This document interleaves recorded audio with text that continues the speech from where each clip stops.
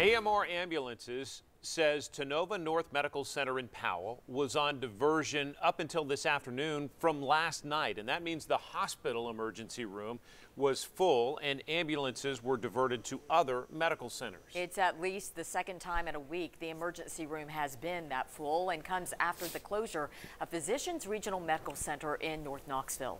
10 News reporter Mark Salinger shows us the impact that closure is having on all of East Tennessee. Mark? Robin and John, the closure of the hospital has had a ripple effect on the community, impacting everyone from people in need of emergency treatment to firefighters out on calls.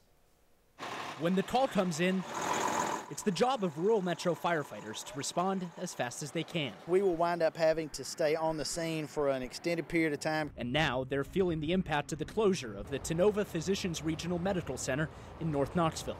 As ambulances are faced with long wait times at the ER, firefighters now have to wait longer with patients for an ambulance to arrive, taking them out of service and unable to respond to crucial emergencies. Once we initial patient contact, we can't leave. That's called abandonment.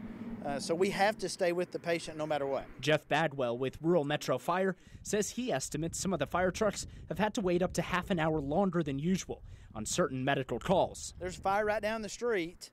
And the closest fire truck is tied up on a medical call. They can't go to the fire until the ambulance arrives on the scene to relieve them. It's going to be a continued problem for a while.